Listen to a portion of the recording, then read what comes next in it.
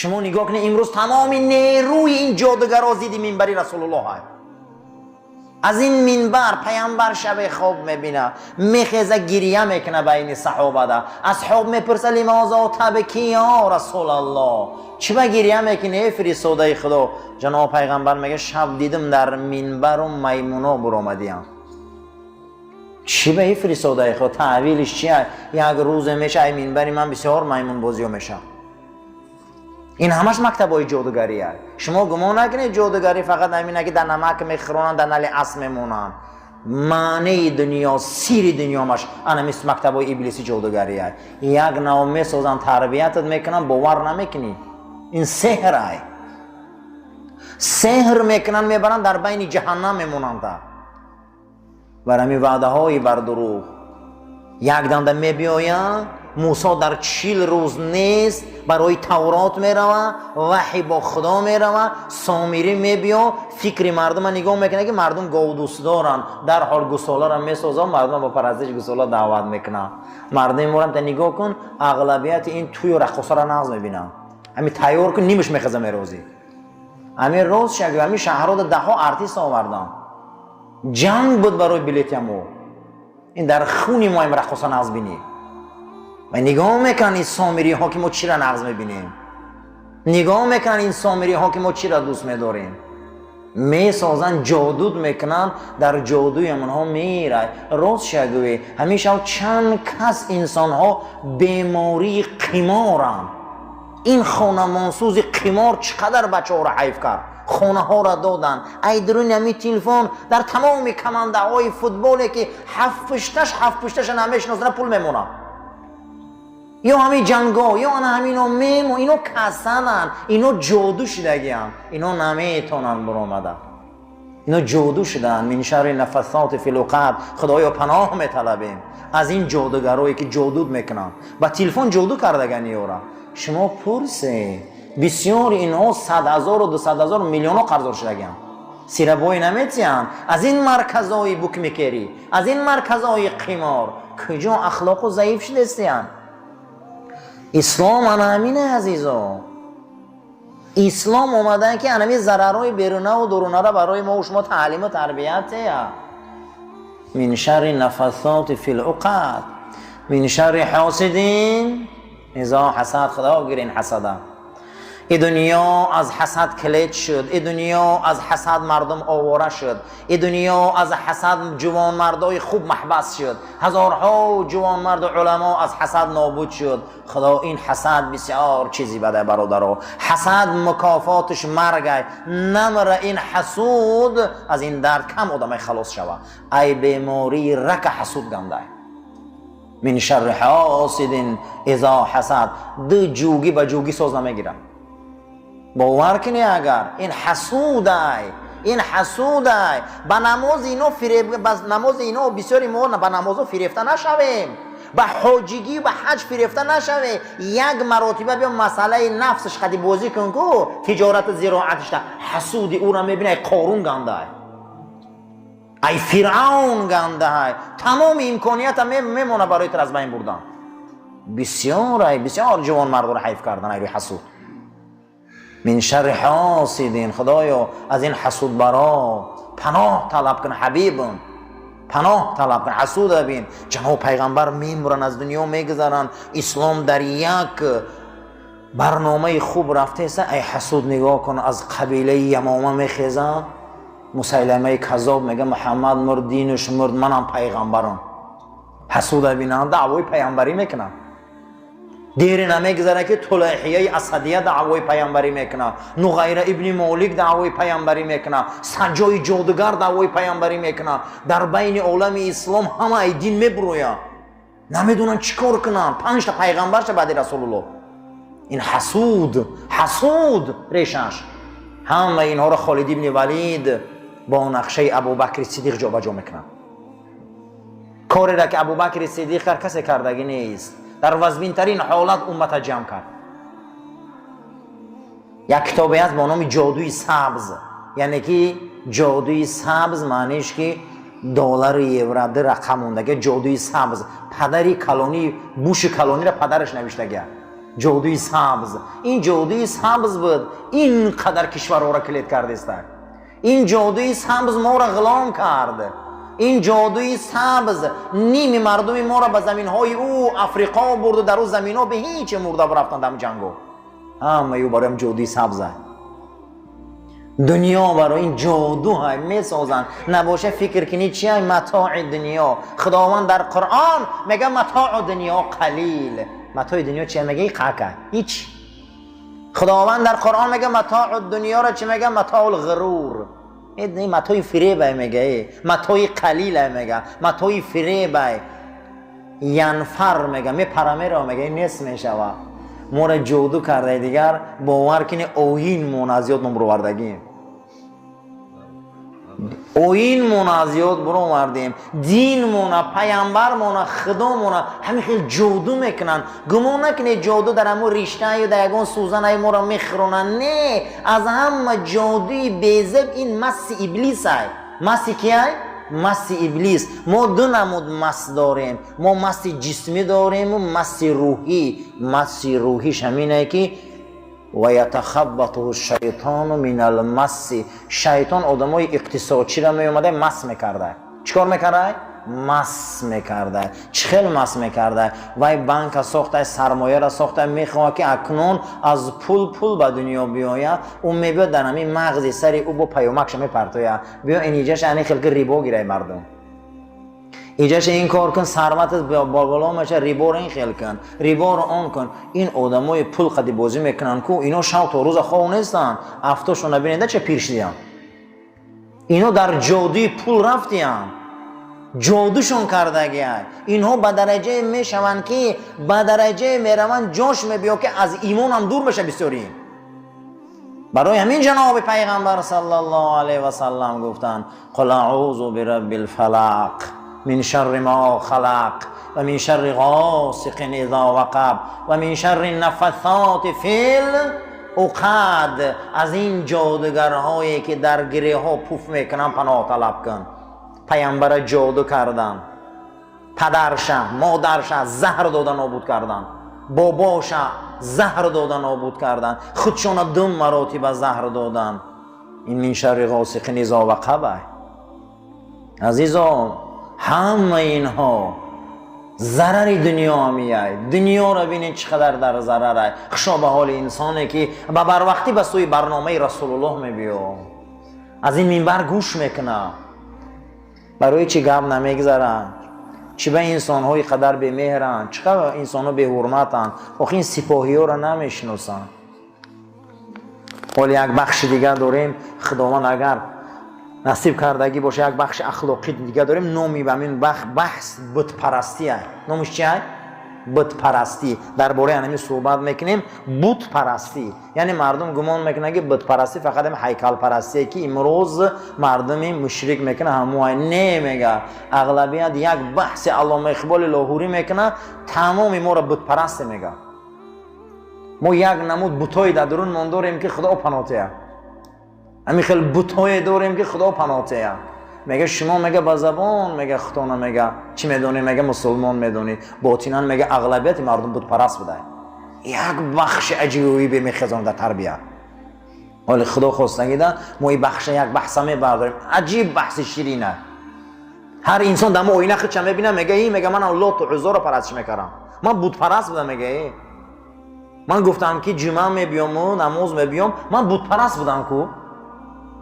و یک نو گام میزنه با من که من در ایمان خودم شک کردم. همین علامه اقبال لاهوری یک بحث میپرداره، من خودم در مسلمانیم شک کردم را خوندم. برای همین باور کنیم یک تربیتوی میته انسانه که آدم به وجد میبیاره. ما 2 سوره داریم، هر دشم برای خیر شر. 2 سوره داریم که اونها را معوذتین میگن. سوره های چی؟ معوذتین. قل اعوذ برب الناس ملک الناس اله الناس. قل اعوذ برب الفلق من شر ما خلق. سوره فلق ضررهای بیرونه، بدیهای بیرونه. من شر ما خلق. سوره ناس ضررهای درونه. ای ضررهای بیرونه و درونه باید ای خدا پناه طلب کنیم. ضررهای بیرونه قل اعوذ برب الفلق، بگو ای حبیب محمد پناه می طلبم من از پروردگار صبح. این صبح تاریک او روشن میکنه، او شب تاریک روشن میکنه، او قلب تاریک روشن میکنه، او روز سیاه سفید میکنه، او زندگی تلخی تر شیرین میکنه. از او پناه طلب کن. من شر ما خلق، از بدی هر اون چیزی که تو خلق کردی و بدی داره، من پناه میطلبم. همه چیز بدی داره در وجودش، از بدی او پناه طلب کردن در کار. همه چیز بدی داره. من شر ما خلق، مطلقی بدی را خدا خلق میکرده، بدی هم ای جانب خدا خلق شدگی ای. اما گاهی میشه که با واسطه اخلاق بد ما خودمون طبیعت زمین خدا را بد میکنیم. ای روی چی؟ اخلاق بد، تربیه بد.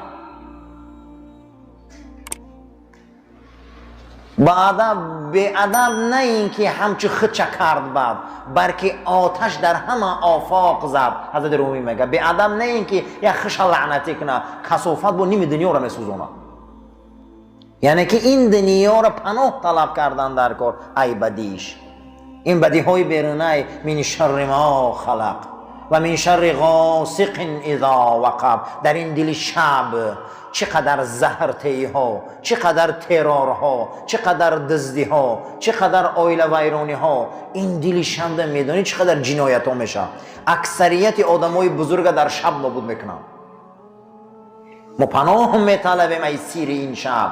ما از اون زهر و قاتل و اینقدر زهرهایی که در این دنیا هست، اینقدر آفت و بلاهای طبیعی که در این دنیا هست، پروردگار ما از پناه میطلبیم. من شر النفثات فی العقد، از این جادوگرها ما میترسیم، از این رشته بازی های اینها ما میترسیم. در یک جادوی اینها هزارها و میلیون ها انسان هلاک میشوند. در یک جادوی حزب کمونیست 60 میلیون آدم جان دست داد. یک جادو بود، یک جادو. ما پیانیر میشیم، ما کمسمال میشیم، ما این میشیم، ما این میشیم. 80-90 سال عمر جادو کردن به معنی گذشت رفت. شما گمان نکنین که این جادو نیست. این دنیا جادو است. من مشکلات حاضر رنگ جادو است.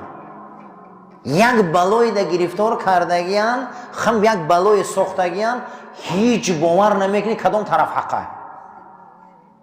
من شر النفثات فی العقد، پروردگارا از این مکارهای جادوگر، از این مکارهای جادوگر مزاج با یک بخشش از لبید ابن اعصم که پیامبر جادو کرد، ما پناه میطلبیم. ما چی میطلبیم؟ پناه میطلبیم. در وجود مردم یهود آمونیزم بود، یعنی گوپرستی و یک شخص به درجه خدا بردن. یک شخص به درجه خدا بردن. این از مردم جادوگرای مصر به میراث بردن که در مردم مصر گو قدر قیمت داشت. گو چی داشت؟ قدر قیمت داشت. دویم سوره بقره نامش چیه؟ گو. گو در ویا قدر قیمت داشت. اینا در 400 سال همش نفثات فی العقد جادوگرا شدن. همون جادوگری 90% یهود و پررگی از آیین ابراهیم برو آمده بود، مگر چند دانه به درجه شدن، مزتر شدن، نال شدن، در جادوی فرعون غلام شدن. عزیزوی جادوی آدم غلام میکنه، جادوی آدم رو در ازالت میبره، جادوی این دنیا رو میسازن. شما یک مراتبه ببینین که میگن بیرژه، تمام همون مسانهایی که در بریتانیا امروز 6 میلیون زندگی میکنن، بیرژه دنیا رو اداره میکنن، میگه بیرژه این آینه جادوه. آینه چی هست؟ جادو. همه رقم گذاری بیچاره رنگ جادوش کردن، پولش در همون رقمش در کارت میبینم این روز. همون رقمش میبینن، نمیدونو با منفیت کی چرخ زده است. جادوش کردیم. با همونا کم خیلی نگاه میکنه، اگر همین بگم باشه خولی هم کنه دست میشه نمیبیوه. یک جادو ساختیم. یک جادو ساختن در دست من دادن همین تلفن‌ها، همین که سحرمون کرده که قدر پدر، مادر، دوست، رفیق، همسایه و برموندگی رو برو 6 دقیقه‌اش میگه السلام علیکم، من خبری نگاه دارم.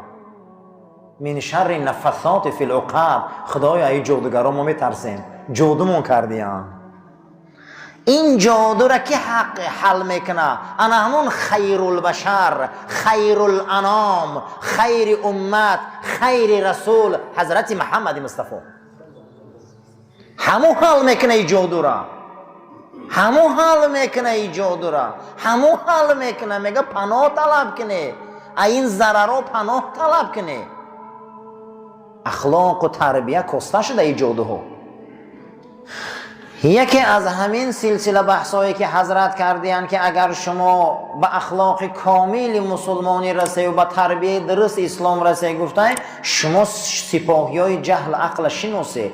یکمین سپاهی عقل رسول اکرم گفته الخیر هو وزیر العقل.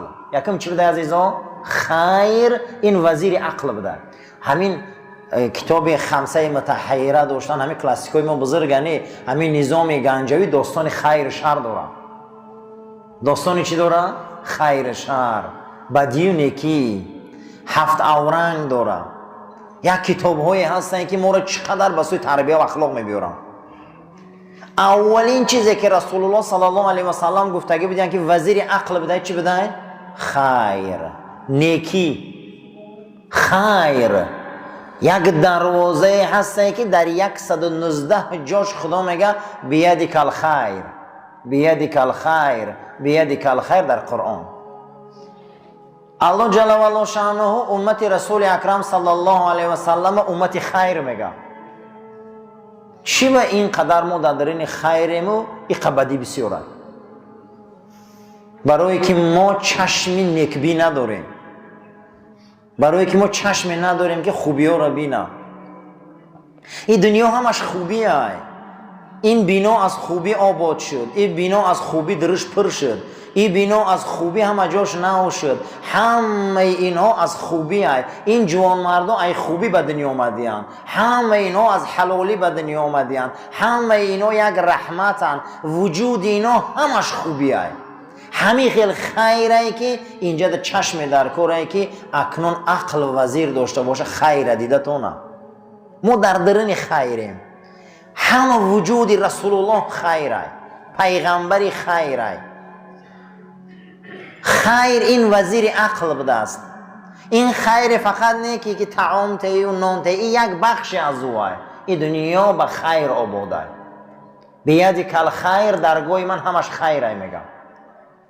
نماز خیره، روزه خیره، دعا خیره، راستی خیره، معاملگی همسایگی خیره، همه خیره. دروازه خیر کشاده. کسی خیر داره عقلش وزیر داره.